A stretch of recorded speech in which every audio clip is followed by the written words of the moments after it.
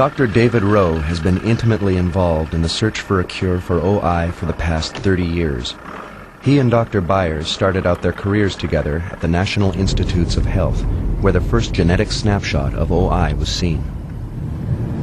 We were in a lab at the time when we were at NIH where we were studying collagen. And while we were there, a number of people who were working in a genetics clinic at Johns Hopkins, and they happened to bring some tissues and cells from some patients with OI and for the analysis. And lo and behold, there was an abnormality of the collagen that no one had ever seen before. And it was the first genetic example of how collagen can have an effect on people. Both doctors Rowe and Byers left NIH, with Byers going to Seattle, where he developed the first test to determine if a person had OI. Meanwhile, Rowe came to Connecticut and began to focus on a cure for OI. The search is not unlike the proverbial needle in a haystack, where the answers lay buried under a mass of genetic information. Just to give you an idea of kind of what the problem, the issue is here, this big piece of paper here lines up all the genes that are in the human body. And each line here represents a part of one chromosome and all the genes that are on that chromosome.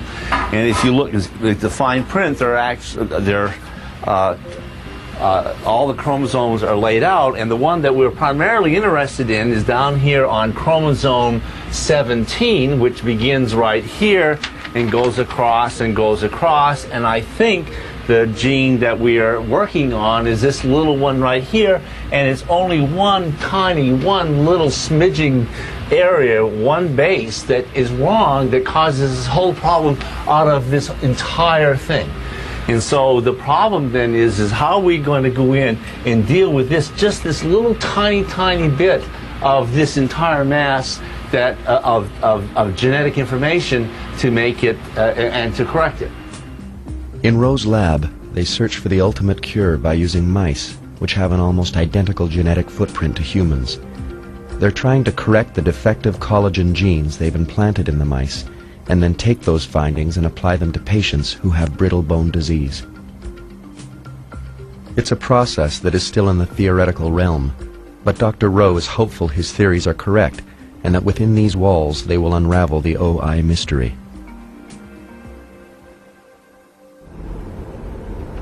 Meanwhile, Carone Sturm continues her search for a treatment that will help her son Jojo. And she moves one step closer to that reality with a phone call from a local doctor in her home state of Alaska. Hello?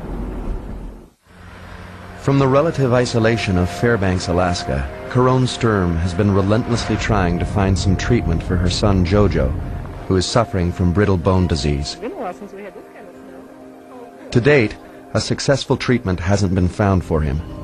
And then, Carone gets a call from a local doctor who holds out new hope in the form of a therapy just developed. Is that ready to go? Doctor in town had told us about Fosamax, which is used for often women with osteoporosis. And we looked into that, and it looked like a relatively safe drug to administer. And so we were pretty excited about that. You have to be an aggressive person because you are really your child's advocate, and if you don't do it, you can't wait for somebody else to, knock on your door and tell you that they're going to come find a cure for your kid. It just doesn't work that way. Yes. Uh-oh. Uh-oh, big time. Oh, Big time, dear. uh-oh. Yep. I hope it works. I really do. It's getting to the point where Jojo has a lot of fractures and nothing seems to be working like it should.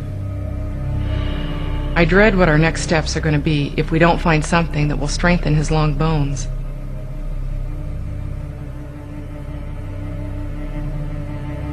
What Carone dreads is having Jojo go through a rodding surgery, an operation about to be performed on a 4-year-old girl in Chicago, Illinois.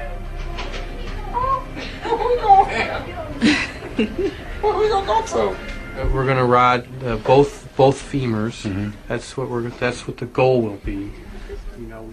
After examining her x-rays, Dr. Smith determines he will place a thin steel rod through the middle of the femur bones in both Rebecca's legs. The rod about to be inserted is telescoping, which operates similar to the aerial on a car. In this case, as Rebecca's bones grow in length, the rod, fixed at either end, will extend with her growth. There's 4 fingers. It's 4 fingers, right. You did good. What are you going to do, do you know? Are you going to go get zippers in your legs? Yeah. What are they going to do? Are they going to straighten your bones out? Yeah. They're going to straighten them out? What are they going to do? What's going to happen after they're straightened out? What'd Dad tell you? Are you going to be a ballerina? No. You going to ride a bicycle? Yeah. Yeah. And run through the yard? Are you gonna rollerblade? You going to No. rollerblade? Run for the grass. Run for the grass? And you can run out to the swing set and get in the swing, huh?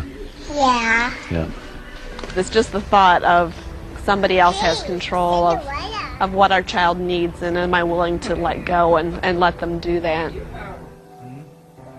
It's always scary, somebody going under anesthesia. You know, there's always that unknown sense.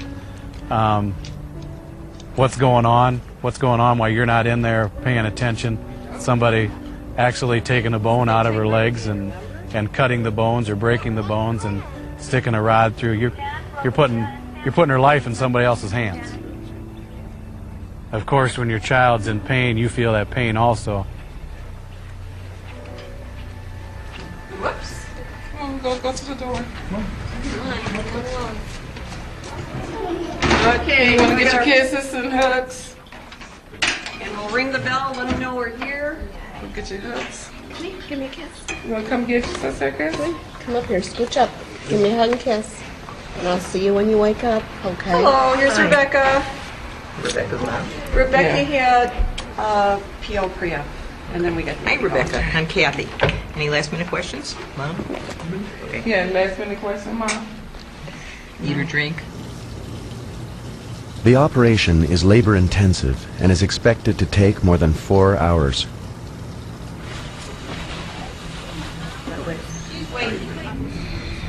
You can look. It's okay. She's waiting. Stay right where you are, and it's a little colder in here. Well, the underlying principle is the bone has to be big enough to support the rod. The purpose of the rod is to serve as an internal splint in the bone. And the reason is the bone isn't strong enough to fend for itself. There's an underlying structural problem with the bone. It's smaller, there's less of it, and also it's more brittle. It fails. And so the properties of the rod inside the bone are almost like how a rebar functions in a cement building. It provides more tensile strength,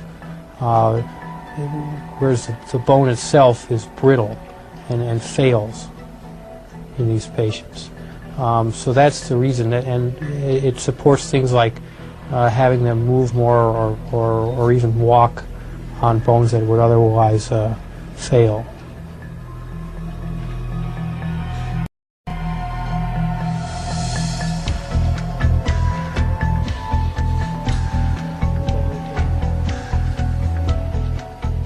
The rodding surgery is a slow, painstaking process.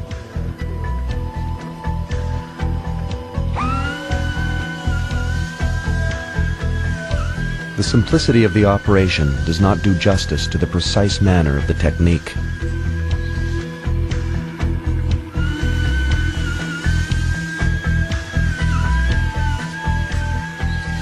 Under the skillful eye and careful, steady hand of Dr. Smith, the bone is threaded together in a shish kebab-like manner.